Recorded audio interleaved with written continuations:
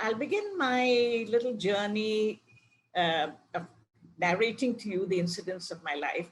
I have to go back way, way back in time. See, my generation was teachers of the 60s, and we had no teacher training. Everything we learned about classroom strategy and getting across our subject to the students was done by a trial and error method. And sometimes we succeeded, but more often we did not. I'm going way back to my first lectures because that was the foundation on which I built my love for the profession and my desire to share with these students everything that I had. Okay, let me get to context teaching. I'm very roughly going to tell you my experiences in the classroom, my experiences out of the classroom, my experiences as a mentor. And I think that would cover the journey that I have made. Okay, let's go to experience number one. We are in the classroom, 150 students, jam-packed, some of them sitting on the floor. There were not enough of desks for them. And I was there very happy. I had a very difficult text to teach. English was compulsory in those days, and everyone had to do it. So I was armed with an essay by Bertrand Russell, if you please. It couldn't have been easier. And I had done my homework. I was very happy. I had the support of my head of the department, a wonderful person, Dr. Shireen Kuchetkar. And I went to class and I delivered my lecture. 45 minutes of silence, everyone looking at me. I was thrilled. I said, this is a class to dream of. I walked back to the common room and I told everyone what a great success I was. Dr. Kumudini Mehta, my colleague, quietly turned to me and said, ask a few questions tomorrow. Okay, I was not to be put off. Prepared my few questions, strolled back into the class. Do you know, friends, nobody could answer the questions. Nobody had understood a word what I was saying. They came from vernacular backgrounds. They had never been exposed to the English language. I was speaking fluently and difficult vocabulary most probably. And I was thinking I was very erudite, you know. I knew my text, you know, and I was delivering it. And I was, can you imagine? And my heart sank. I said, my God. And then I learned my first lesson. Take your students into confidence. You learn from them. There was no point in me trying to do things without knowing their needs. What did they need? And, oh, they were afraid of me. I was so different. I was almost an alien to them. And I quietly told them, help me. Tell me where I can improve myself. Tell me where I can deliver and share with you this wonderful writer, Bertrand Russell. It took little time, but believe me, we started doing things that today in modern teaching methodology, we always say is a must, you know. We started peer teaching, we divided the group into groups, the ones who could understand a little, the ones who could understand a little more, and the ones who could understand nothing. And extra tutorials, and all the time at the back of my mind was that terrible question, will I finish the syllabus? And friends, I did finish the syllabus with the cooperation of the students. Oh, it was a slow, long, painful journey. It taught me a number of things. It taught me that I have to get down to the level of my students primarily, not forever. And then I have to raise them to some level which is acceptable. I can't have big dreams.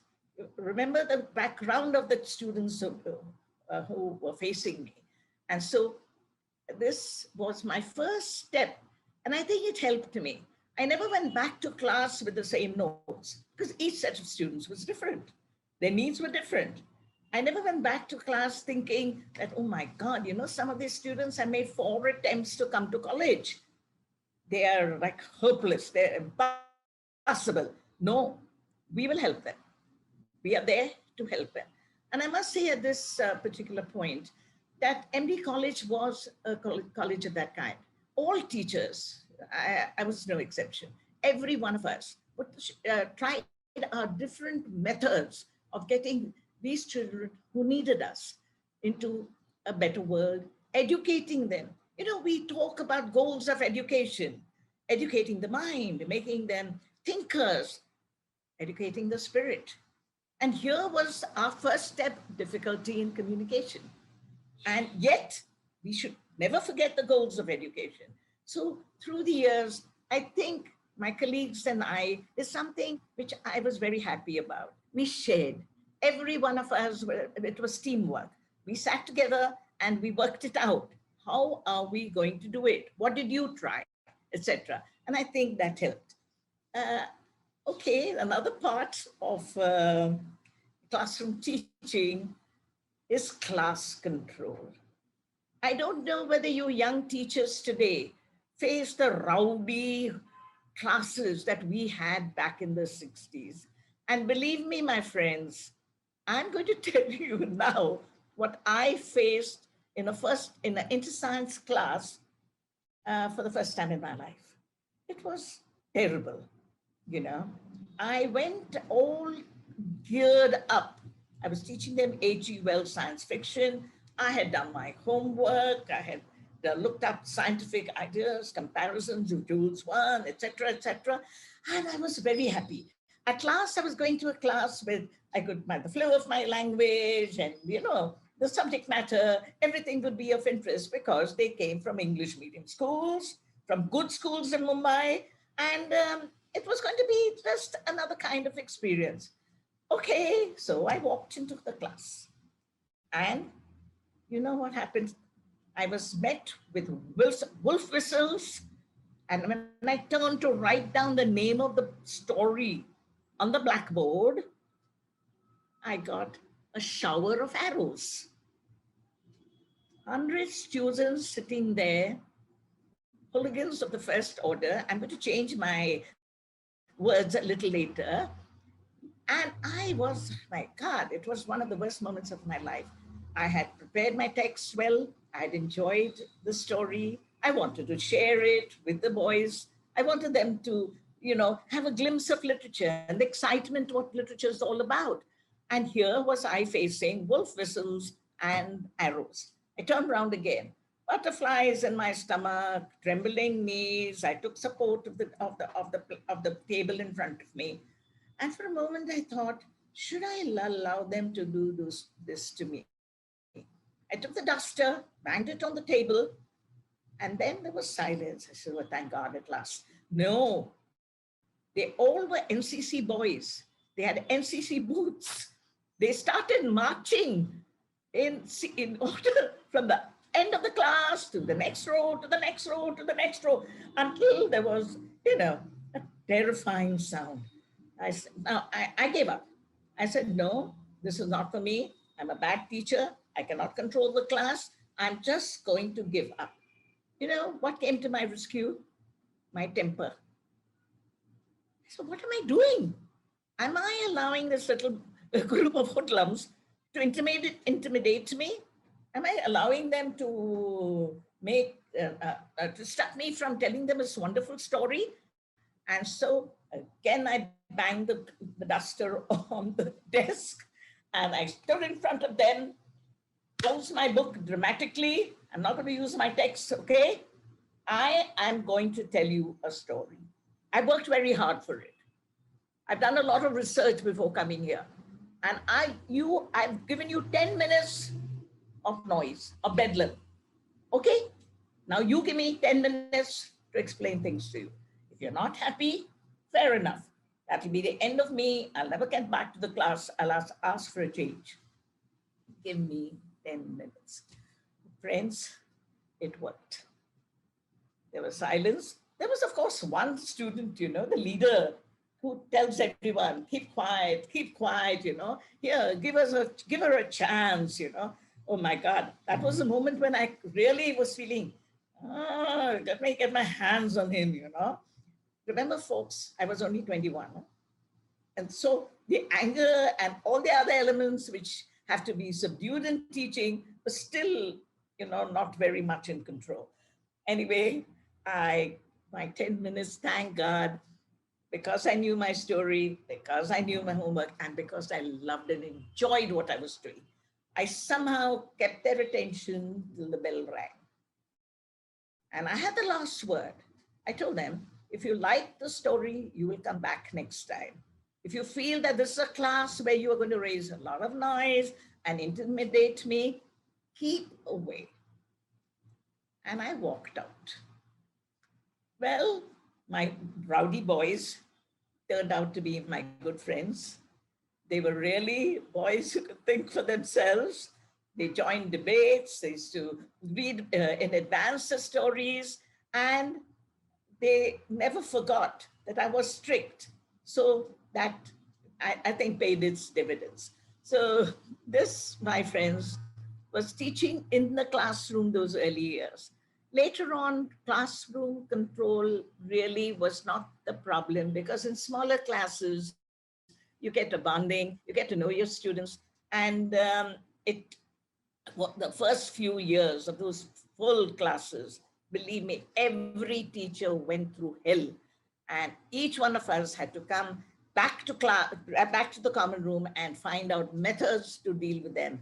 And yet, my friends, to love them, to know that they needed us, to know that they needed an education. Well, now we go to out of the classroom. And I think it's there that we can do the most teaching. We can reach out to our students very well, when they're out of the four walls of the classroom, when they feel that they are somehow on the same level with you. And it all began, educational trips began with me when I was teaching them Wordsworth. The students just could not get the imagery of poetry. You know, it's difficult. Poetry is difficult. I'm not going to say it's an easy subject, but the use of the imagination, and to relate it to something they know. It's not that everything is alien. Wordsworth talking about the heath and whatever he talks about. No. And one day when I was pretty desperate, when I knew I had not got across anything in the class, I decided I'll take them for a nature trip. I'll teach Wordsworth out in the wild. So we went to Lonavala. It was a rainy day. The students helped me. They booked the bus. Oh, picnic man. And oh, they were all excited. Wait on, hold on. 5 groups have to be formed. Each one of you will choose a poem by Wordsworth, which is not in your text, and you will read it, you will explain it to me during the course of the picnic, and then we'll have fun. Okay? It was a lovely experience. Out there, sitting all of us, students with their poems in front of them, who would have never even gone to the library, who would never even have thought of reading anything outside their syllabus. Here were they, reading out poems, trying to explain. Of course, they were bloomers, but I decided, no, this is not the point to stop them. We'll do it later. We'll tell them where they went wrong. This is the time to see where the imagery, I was just, like focusing on that poetic imagery went on. There's one incident over here that really comes to my mind. And that was one boy. He had drifted into my class, a boy without much knowledge of English, had taken special English. This was a special English class, so fewer students, and we knew each other pretty well. And I tried to persuade him to change his subject. I said, look here, you will fail, and there's no point. Choose a subject which you're good at, and then you will be happy. No, ma'am, I want to learn English. I said, but you don't learn English in a special English class, because all of us are pretty fast, and we have no time to really worry about language. And in the end, I said, okay, let him come to class. He promised to pass, so that was one thing. I said, whatever happens, you've got to pass, okay? Then only you're going to be in my class. All right, let's get back to the picnic, to this trek, this educational nature trek of ours. And I walked a little after we had our lunch. I was walking a little distance. My colleagues had gone further. I hear a sound, Master Madam, Master Madam. That's what they called us in MD college, Master Madam. So Master Madam, Master Madam. I turned around and there was the boy. His name was Ganesh. And he said, come here, come here. And I went. He had kicked a stone. And beneath the stone was a wildflower. And he quoted one of the Lucy poems of Violet under a mossy stone, half hidden from the eye. Man, violet under mossy stone. I was elated. I said, here, Wordsworth's imagery. It wasn't a violet, of course. I mean, you don't get violets in Mumbai, do you? It was just an ordinary little flower. But he had made the connection. He had made the connection. He had, and another student standing next to him finished the quotation, fair as a star, when only one is shining in the sky. Oh my God, friends. It was when I knew that I would have to go on with out of the classroom teaching. This was the only way to enthuse them. This was the only way to make poetry especially alive. We did a lot of these kind of treks. And I especially remember a trip to Jejuri.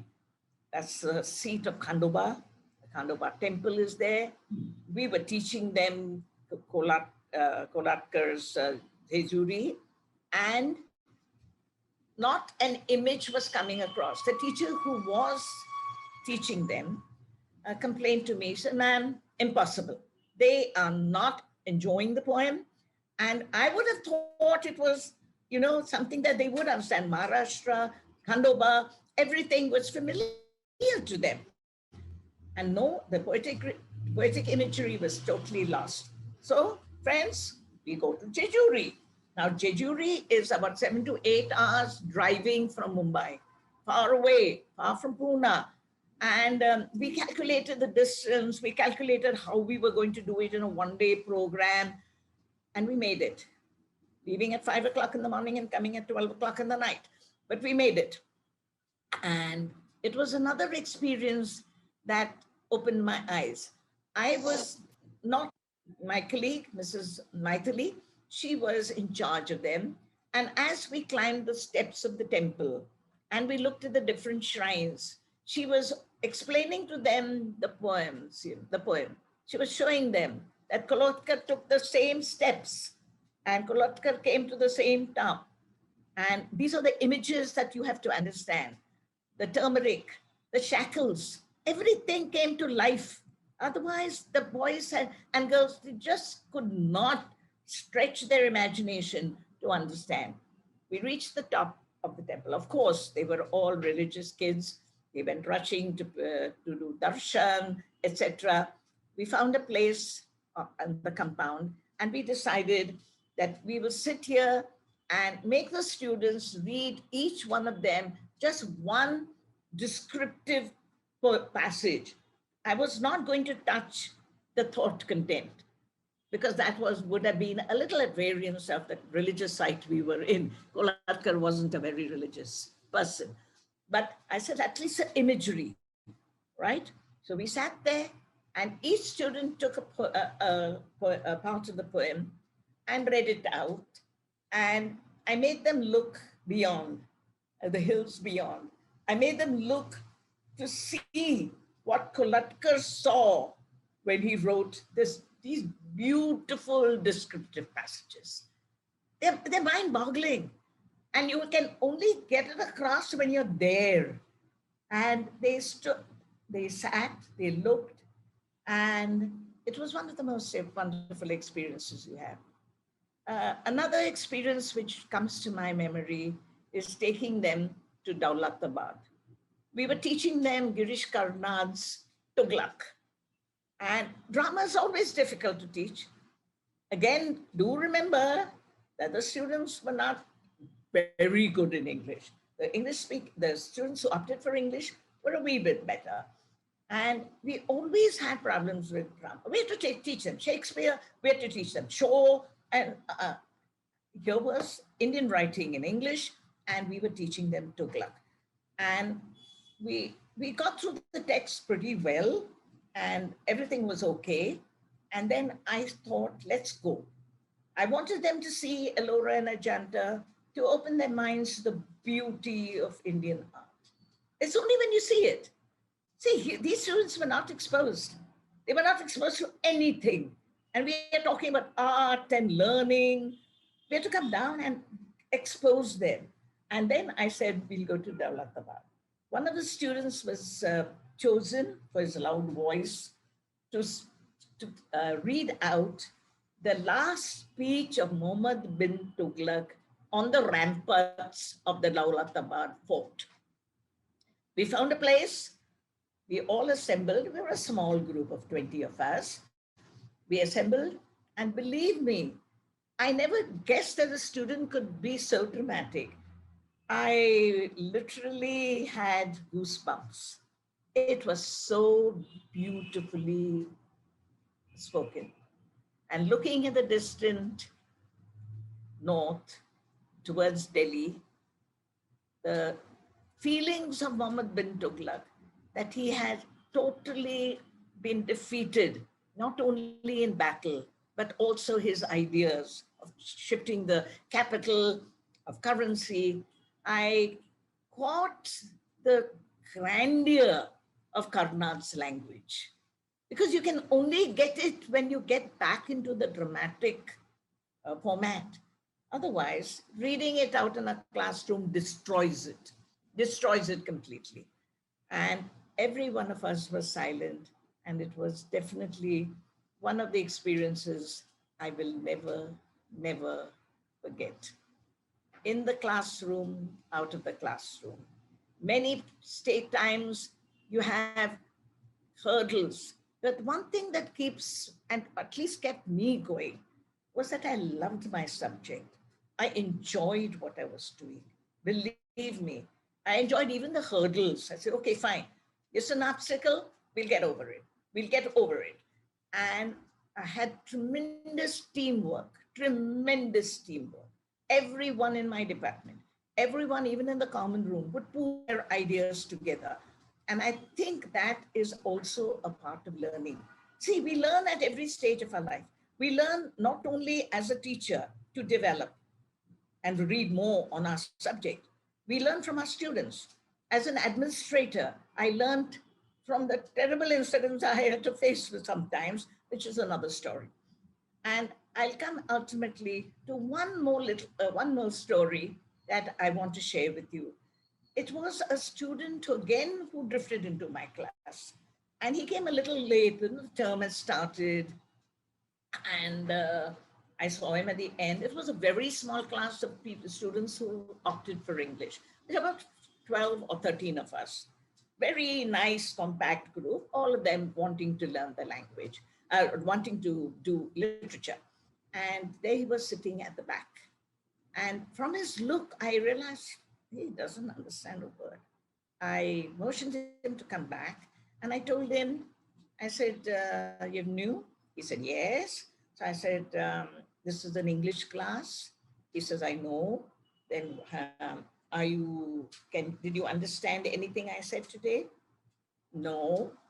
I said, look, we are over here. You take a Hindi special, take something else. I guess he was from UP, because Hindi speaking person. And you know what he told me? Madam, it is my dream. I looked at him. I said, I know you can dream, but you must dream of the possible things, because to pass in English would be impossible. I know it. So he says, no. In Hindi, he went on, Mera Swapna hai. And he stood there with his big eyes, shabby clothes, shaking his head. I went to the common room. I said, we've got a child who's dreaming. And what do? He had been brought to the college by a junior class called Mr. Mishra. He was a boy who was earning his living as a coolie in Crawford Market. His dream was to learn English, and later on, he dreamt of becoming a lawyer. His English was not bad because his marks on his record sheet were good.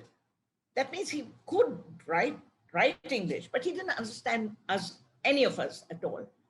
I put my foot down and said, no, you are not coming. Mr. Mishra came pleading with me, please, Mr. Master, it's his dream. Then I came to know his extreme poverty. His grandfather was Pujari, the little temple, wayside temple. And this young chap, 18-year-old, sticking to his guns. I said, I can't, like, what do I do? You know who changed my mind? My department.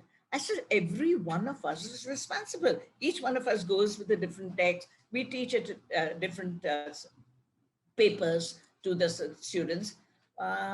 They have to be taken into confidence. I'm not going to take a boy where all of them will have to work that much harder. So we had our meeting and I put this forward. And you know, one of my colleagues, what he said, he looked at me and he smiled. Sheila, you can't step on anyone's dreams. I looked at him.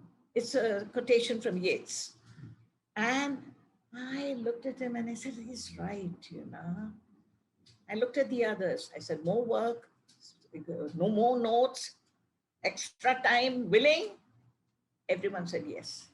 And so that young man was given a chance in MD College. We were not the only ones who taught him. He did economics and English. He had to do a bit of mathematics because he had econometrics. And everyone in the common room helped him. His poverty did not come in his way. It came to a point that I took him home. And I had a mother-in-law who would encourage me to do anything, you know, which meant a helping hand to another person. So I took him home. I had my doubts. And I discovered how to get him into conversational English and listening to English. That was the biggest point. One of the boys was kept as his friend, Brutus. He was a well-off kid. And he said, ma'am, I'll look after it. Another girl said, ma'am, I'll look at his notes. But you know who taught him English? You won't guess. My children. He had come home, yapping away, chattering away at tea time. I suddenly realized that this is the best environment for him to learn. Along with these kids, playing carom during the holiday season, and my responsibility was put aside, and he did it. He not only got a good second class, he went on to study law. He's a lawyer in the High Court today. He has changed from pavement living to a beautiful flat. He has changed in his material, the things that he has achieved materially, but his spirit did not change. For years, I did not keep in touch with Giri because I always believe once your students leave you, let them have their own wings and fly. There's no point in trying to find, now what are they doing? Why aren't they in touch with me? No way, please don't do that. And years pass, and I used to be told a little about him from Mishra ji. You say, oh, ma'am, he remembers you. I said, yeah, it's nice to know that he's doing well. That's important. He walked in, I was principal of the college, my last years in education. And he walked into my room with a young chap, and I realized that it was his son. Looked very much like a handsome fellow. And he said, ma'am, I brought my son to study here. This is the only place which has given me so much.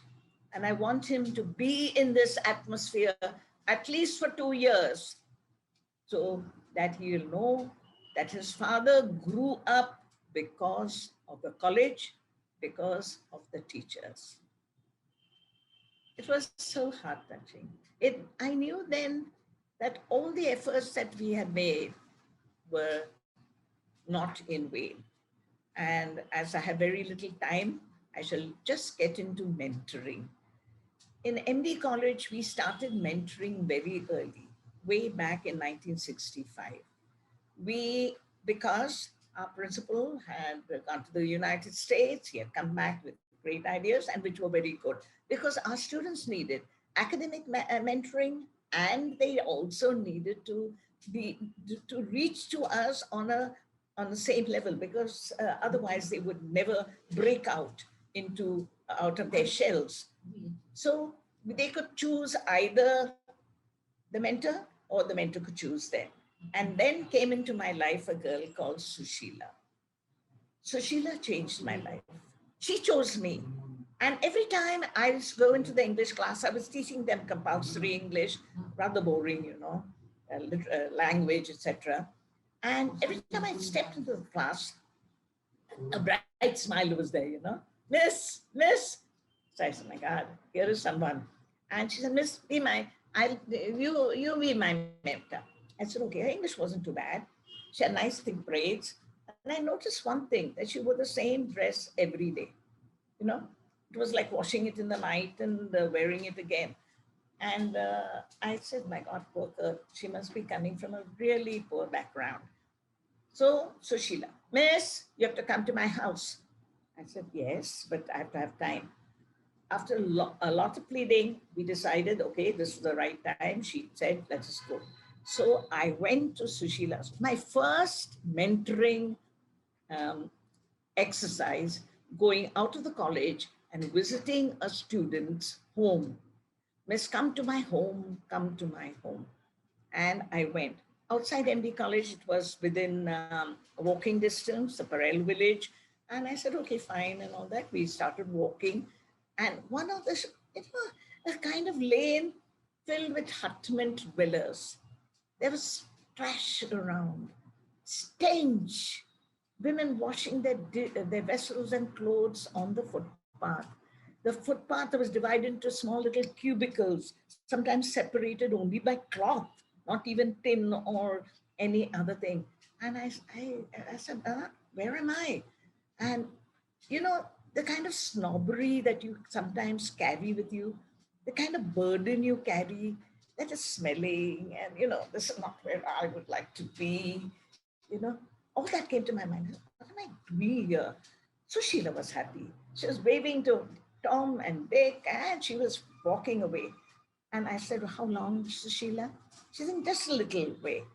And she opened the curtain of one of the cubicles, and that, my friends, was her home. 8 feet by 8 feet, a dilapidated sofa, kitchen utensils in a corner, a stack of suitcases, and her mother with a smile on her face, with a large namaskar, her little brother hiding and looking at me. And then at that moment, I did feel something. I'm a teacher, right? I have to reach out to my students. I can't carry this snobbery with me anymore. I have to not take out the smile from Sushila's face. If I showed any kind of, disgust, reluctance even to sit on that dirty sofa, what would have happened? She would have felt bad. No? She would have felt extremely bad. I quietly sat down. The brother went running to get a cold Coke for me. I shared it with him. I made him sit down and suddenly I realized one thing which I must share with you. These things come automatically. When you want to know your students, when you want with commitment, with sincerity, if you want to do the right thing, even if in ethics it happens, at that moment you do the right thing. And we had a little chat. And as I walked away, I think I was a different person. And I always was. My friends in Sophia would always say, Sheila, you've changed, I said, for the better or the worse. and then they would smile for the better. They never had these experiences. So friends, this is my short journey, a few incidents, a few experiences that I've had as a teacher. I would like to end my talk with quoting a few lines of a poet who's very dear to me, William Blake, the mystic poet, a poet who can touch your heart. Friends, these are the lines. To see the world in a grain of sand and heaven in a wild flower. To hold infinity in the palm of your hand and eternity in an hour. Thank you. There is a question from Kirti Jain. While training, I first identify their needs and students know about what the students knows about the gaps. They are willing to learn and transform themselves. However, in a few cases, even after willing to learn and grow, they lack taking actions. How to motivate them to take actions for themselves on this journey of growing and learning? I think the question is about how to help them Motivate shift. students to make Yes, their learning experience into something that works for them. yes. I don't know whether she really means as a profession later on, how to use your education professionally, or does she mean just to motivate them to become, more curious, to read more, and to think more for themselves? I think it's very difficult. See, even when you're handling a few students, you can reach out to a few, you can't reach out to others, however committed you are, however sincere you are. And it's always going to be a problem. But I do think the question of motivating them, I think you are talking also about a good student, right? Yes, Who ma'am. is good, who understands everything. And yet that kid will not take the next step, right? He or she will just give up. A lot has to do with their upbringing, a lot has to do with the background they come from. With my kids, thank God, I didn't face it. They all wanted to learn. All of them were right into it. We are going to do it. And they translated that little learning that we were able to give them into action. They did well for themselves in life. I can give you a list of people who have become actors but they had I think, the burning desire to learn because of their background. They didn't want to end up with it like their parents. They didn't want to remain on footpaths and little chol tenements. No, but I did feel this with students who are more affluent. Their background sometimes comes in their way. They get all the chances, they get all the opportunities, but yet they don't read more. And once or twice I was able to pull them out, but I too feel that it's very difficult. What helps them there is counseling. They need to change their mindset. In Sophia, we have a number of these girls. They come from rich homes, they live in the hostel and they live dirty, they will not listen because they have had 5 servants back home. They've got what I would call attitude. To change attitude, a teacher can find it very difficult to change attitude. And sometimes I feel you can only change it with example, you know. Let them look at you and then, you be kind, you be friendly, you be you be motivated despite everything. And maybe that would be the first step. There is, see, it's like our journey as a teacher is always one of trial and error. And often, I know I've told you nice stories, but I have had my doubts. I've had students who really sometimes felt I had done the wrong thing. Or to, miss, do the portion. We want to pass the exam. Miss, I had that also. So, as a very experienced teacher, I can only humbly say that keep trying. There's another question that has come in from Apurva. How do you approach discipline and what role does it play in learning? What is the connection between learning and discipline? How do you approach discipline? Learning is discipline, discipline is learning. You can't be a learner or a teacher without discipline. Yes, how to get the students to understand that. It's not just taking the roll call. It's not just getting them into classroom on time. It's you being on time. It's you having done your homework. You have to show them that you are disciplined, that you have missed a class, apologize, that you didn't know. Sometimes, something goes wrong and you make a mistake, etc. Apologize. Oh, I'm sorry.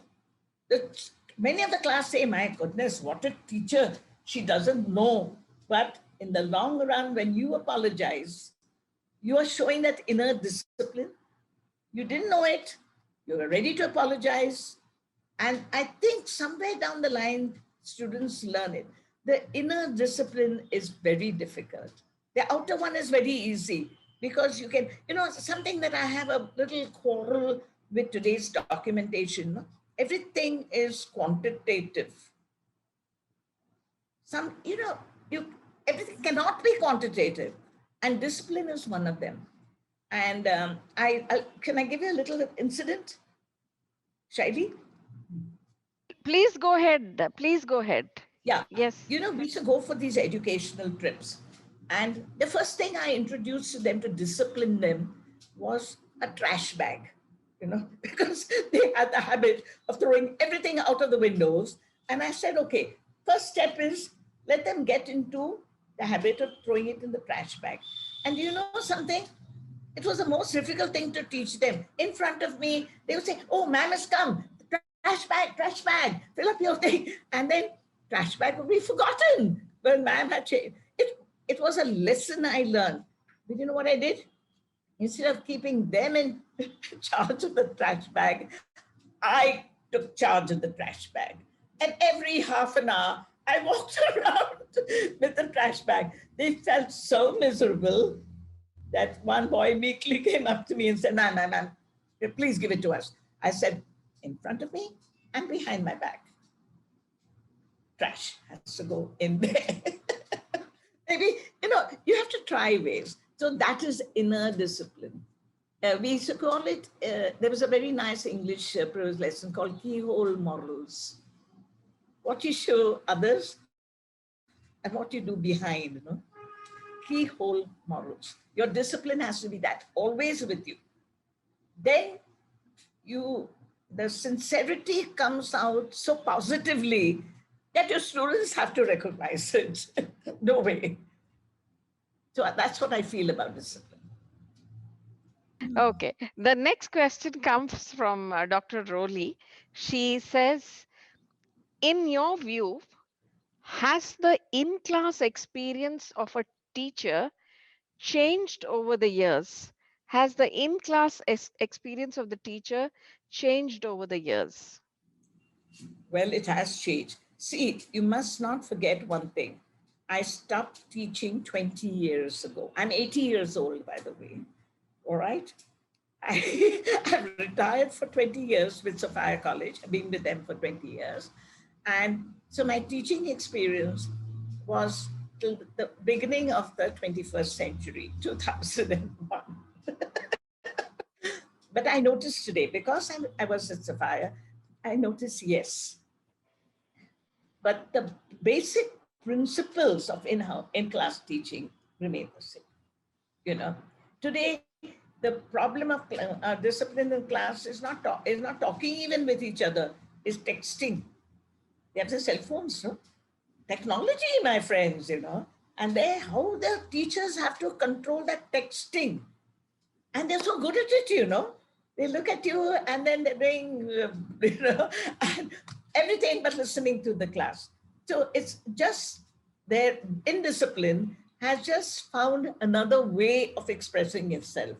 And I think today in the class, again, I am not really in a position to say anything because I taught students who wanted to learn throughout my career, even my MA students. I was a guest lecturer at the Mumbai University for the Masters, and they wanted to learn.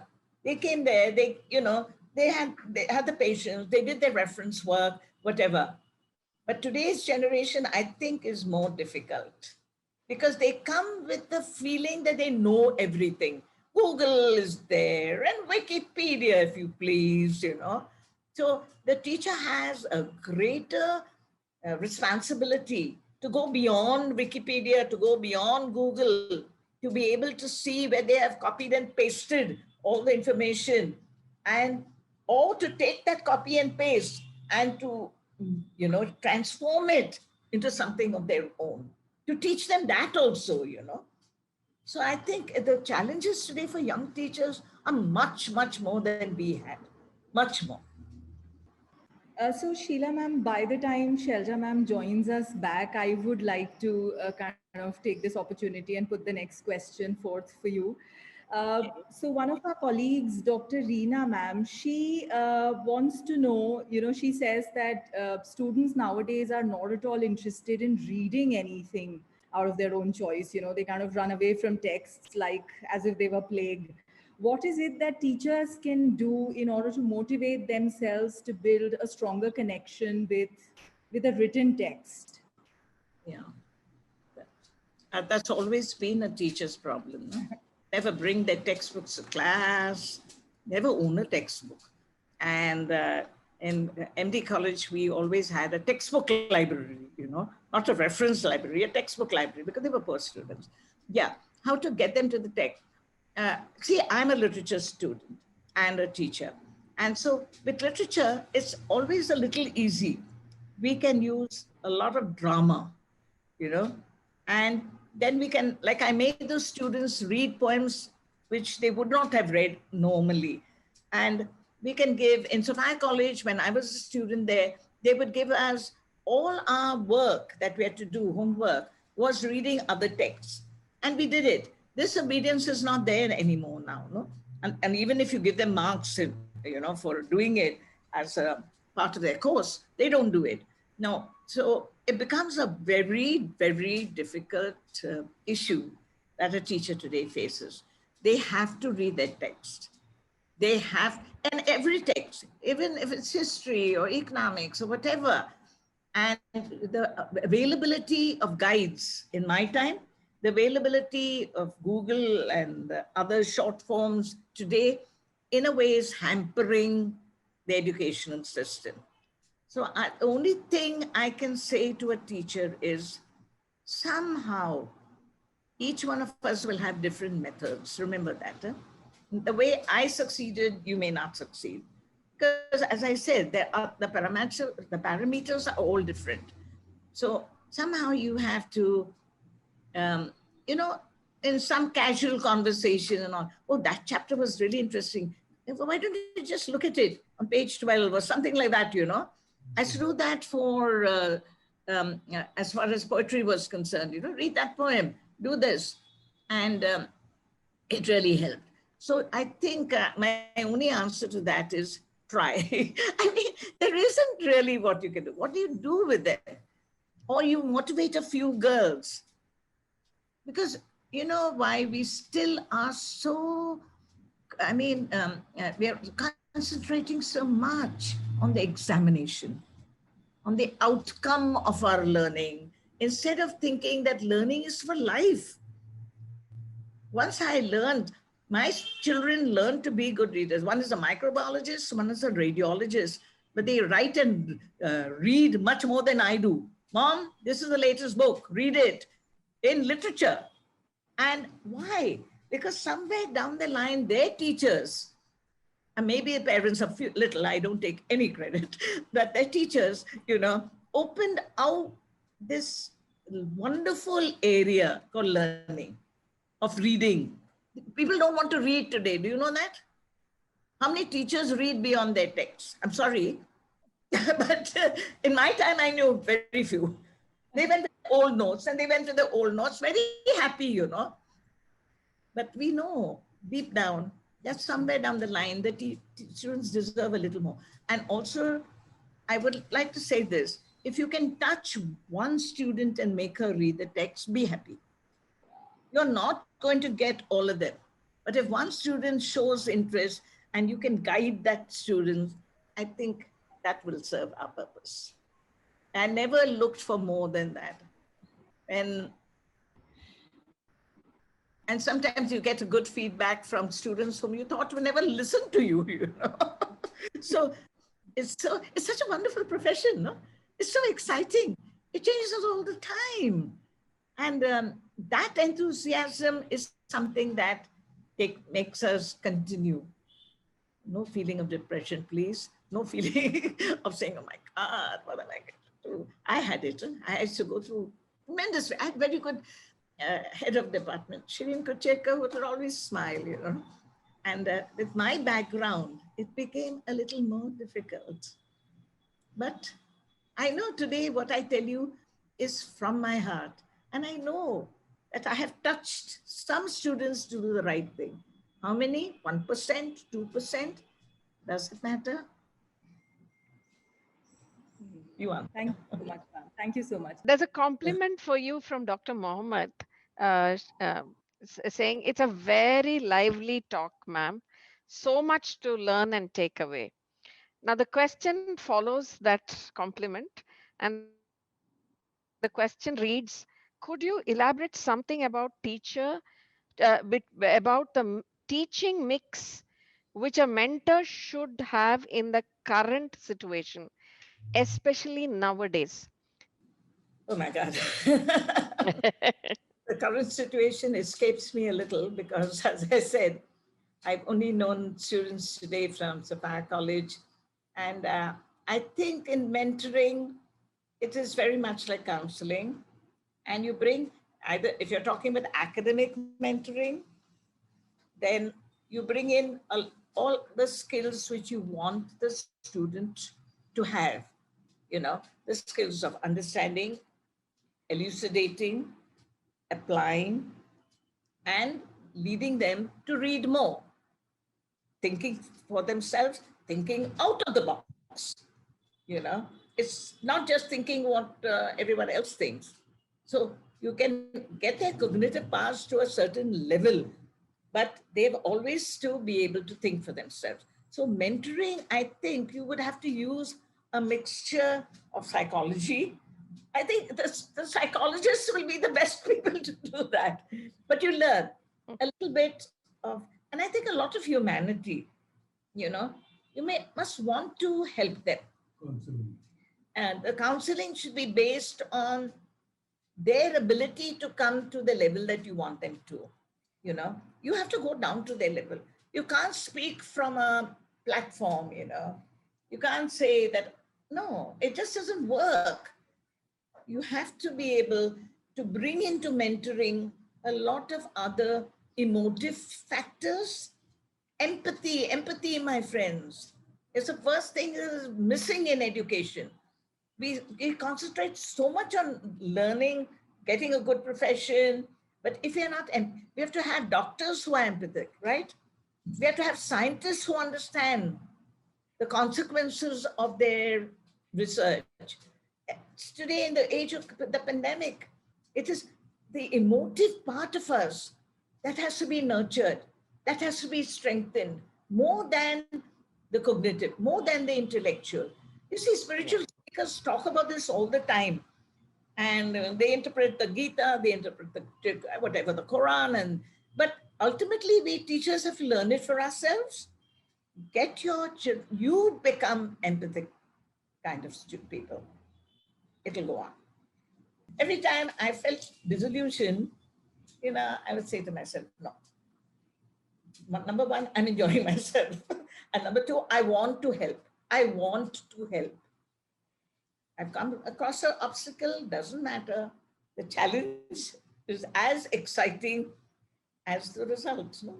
Trying to move over the obstacle. That I think you should keep in mind even while mentoring. Just be there for them. You know. I think, yeah, I think I loved that statement that you told. the challenge is as exciting as the solution. Uh, as the is as exciting as the result. I I think think teachers do feel that's that. an And awesome so much of what statement. I'm saying is felt by, because see, there's a universality. I may have taught 40 years ago. You are the current teachers, but there is a universality underlying. No? There has to be, because that will not change from Socrates till today. Listen to the speeches of Socrates, the great teacher, the great philosopher. Go down the ages. The teacher is the philosopher. The teacher is the one who wants to give. The teacher is the one who wants to lift. I think there's another compliment that is coming up for you again from Dr. Mohammed. Thank you, ma'am, for taking the question. Indeed, empathy is at first placed, and he thanks you for answering that question. Um, I think I want to bring in a question or two for you here. I think one of the stories that I heard from you is the challenge that you faced as a principal in MD College, and the very strong stand that you had to take to prove a point and to be ethical. The moral dilemma that was there, and how you uh, channelized uh, your energies through that, or how you navigated through that.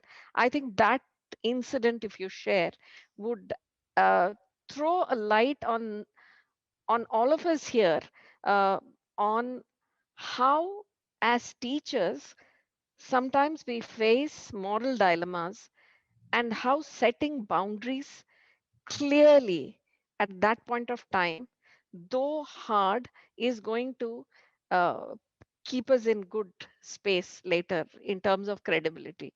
Shilandi, I want you to share that story that you have. Yeah. You know, I have a lot of confessions to make.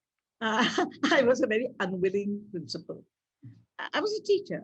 I enjoyed. And there were many, I was senior because I joined the college when it started. So I was senior most. I should have been given the principal's post. And at that time, I had the qualifications. Today, there are more needs, but at that time, there weren't. But I always refused it because I wanted to I began my career as a teacher and I was happy doing it. I'm totally happy. But then the management, towards the end of my career, decided that I had to become the principal. He said, you become the principal for 2.5 years, 3 years, whatever your tenure is, and we'll be happy. My greatest dilemma, as Shaili just pointed out, was to deal with the local cutthroat politicians of our locality. We had politicians there, chief senates, who, a leader who had committed murders, who had bodyguards behind him, and the police as protection. So he would walk into the college with his whole entourage, but with guns, you won't believe this, AK-40s in a hand. And they would march to the principal's office. And in earlier years, we all like shuddered, and the principal looked after them. I don't know what he did and how he managed to deal with them. Now I come to the post. How will I manage this? This was my greatest question. And I must say that the management understood two things about me. One is I will brook no nonsense. I'm strong. There's no two things about it. And they wanted to keep the local politicians in good books because you know what colleges are. They always need to be, on the side of the local politicians. So Mr. Verma told me very sweetly, Ms. Master, if any politician comes in, send them to me. Perfectly all right. But this gentleman, I mean, he wanted to buy seats. He would give recommendations, and he would take money for the recommendations from the helpless candidates. And all this was just going on. Everybody knew about it. And I found it very difficult really to face it. But I decided two things. One is I have to deal with him. Two, I have to see that there is in no way that they can interfere with the administration of our college and get, to do these kind of activities. No way. First is to deal with him. A friend of mine very nicely told me, don't antagonize. It's easy to antagonize. And I think it worked. He entered my room and all his henchmen, well, 8 of them, and I said, my God, what am I going to do? And one day I kept quiet. Every time he told me something, I said, the management is there, go to their room. They're dealing with admission time is the worst time. They're dealing with admissions of the management side. I deal with the college and I will follow procedure. No way. And I always spoke in English, by the way. I don't think he understood a word of me, but I always spoke in English. And I always spoke like, I'm authority. I know everything. It worked, because I didn't show that I was intimidated. Then the second time he walked in, I told him, please, this is a safe place. I don't want to see your henchmen and I don't want to see the police guard. They can stand outside the room. I promise you, I won't do anything to you. You're totally safe in my room. And he said, but ma'am, I've just come to say namaskar. I've just come to say hello. I said, good, you can come to my room, but they go out. Lesson number 1. Lesson number 2 of this guy, he had the habit of eating pan. I don't know whether Sheila knows about it. And he used to go to the window of my room and spit it out. Can you beat it? And there was, Gunda number 1 has to be trained. And I had a little basin at the end there, and I collected all my courage and I said, Mr. Sakpal, his name was Dagdu Sakpal. He told me why his name was Dagdu and all that. He became my friend. He almost began calling me mummy, much to my horror. But he went there and he looked at me. He was angry. He said, who is this lady, this foreign-looking woman, daring to talk to me in this way, He had that look in his face. And I just smiled and I said, he went quietly, spat in the face. And that was it. He learned to respect me.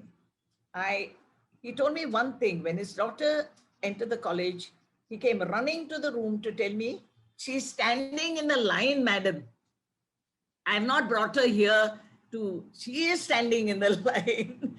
And I don't think I really succeeded with him because it went on. But during my tenure, I can very firmly say we allowed no one to break the rules. Our administrative staff were terrible. For a few rupees, they would do anything. They would leak information of cancellations. You had to have a hawk's eye, You had to be there on the job. You couldn't leave it to anyone. But the message went loud and clear. I would not allow anything. No way. I don't know what gave me the strength, but I think that deep down, when you know that ethical behavior is the only code you can honor, I think I get it from my parents. So we were not religious, Christian and Hindu, and come on, my husband's a Brahmin. But the ethical code kept us together. We knew that what we do should be the right thing. That's it. So I had a number of experiences. Teachers, a gentleman coming and a lady coming saying, you failed my son, now pass him. Kitna paisa mangta hai? Oh, come on.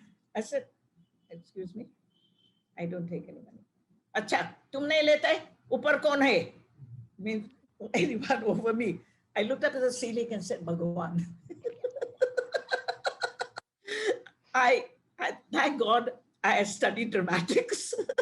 Thank God words always came to me. My little Hindi came to me. And okay, out. I will not entertain any of these kinds. I think in the end, it's what you believe in, Then you get the strength. Believe me, you get the strength. When you face it, you know, this is the path and I will stick to it. This friend of mine, Nupur, she is asking, how can you encourage peer tutoring and ensure that even the slow learners are at par with the advanced learners? Okay. Uh, as I told you, I started peer teaching very early in my career.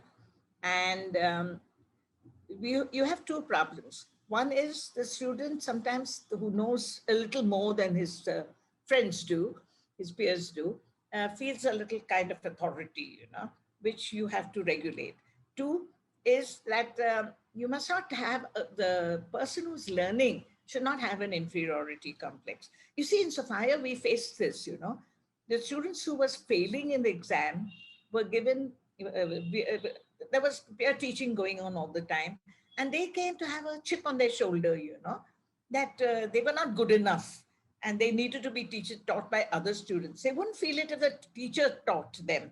So you have to get the mindset out, and you have to monitor, and monitor in a way that is not very obvious. You can monitor, like my class, I monitor. I said, tell the girls that you're helping that girl, just tell me if there's any problem, and or I would talk to the girl, now did you understand, see what a good job she did, you know so, and next time you also can teach someone, once you have understood. So I use a lot of human what you call relationships, and a lot of coming and go, and talking between students and myself in order to establish peer teaching.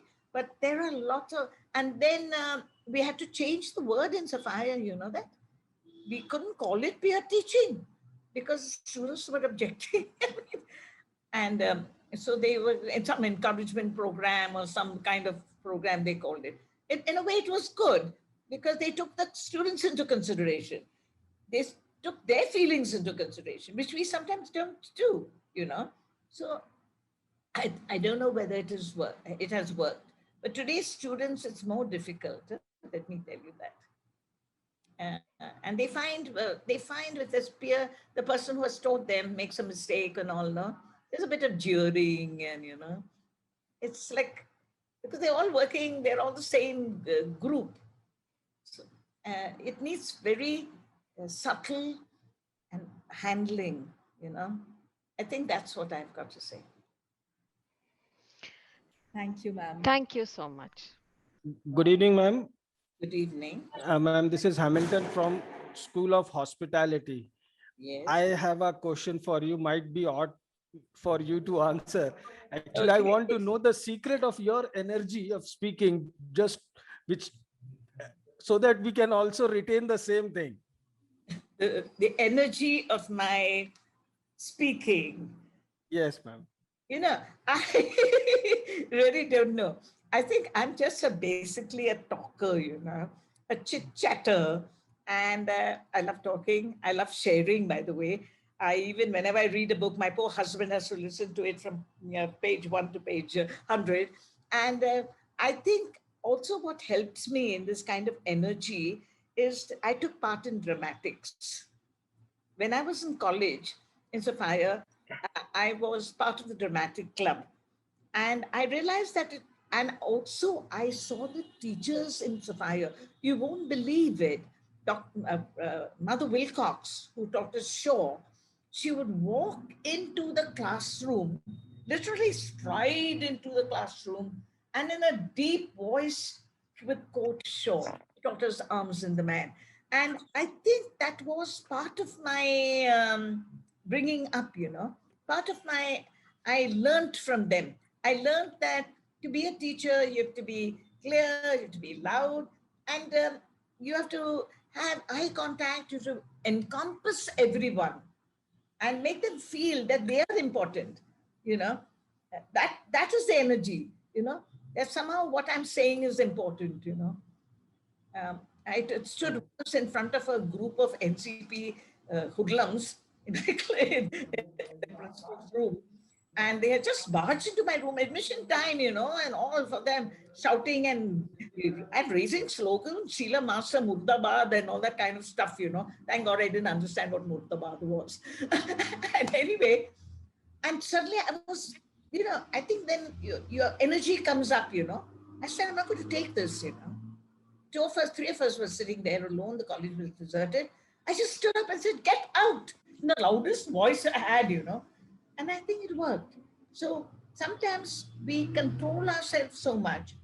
The, the ability to use your voice at the right time, you learn from drama, you learn from dramatics, and you learn it also from conversation.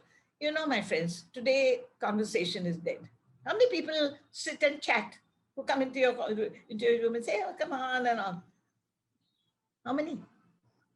Once upon a time, we used to have lovely little tea parties, lots of chatting, no gossiping. Huh? Believe me, I put my hand on my chest and said, no gossiping, talking about things, talking about our experiences, etc. I think all that is missing. And it has to come back. It will come back. It will come back because each one of us has to realize that it's so important for us to love our students, to deliver. So nice of you. Thank you. Thank you very much, ma'am. I hope now you join a drama class. Yeah, definitely. I'll try to do that. At least part-time. At least part-time I can join some classes. No, you know. Learn to throw your voice. I think all those things I learned in the drama class. To be heard right at the back bench, you know. And I went on acting, you won't believe it. Even in my master's, I acted on the public stage in an Indo-German play, you know. It was a translation of Rabindranath Tagore and the post office, that's Postamt in German. And I enjoyed every moment of it. So, and then I came to teaching. So the dramatic flair, the looking, encompassing people with your eyes, you know, and all that comes. So you can do a bit of practice. And once you're aware that this is something you need, it'll come automatically, not to worry, it'll come.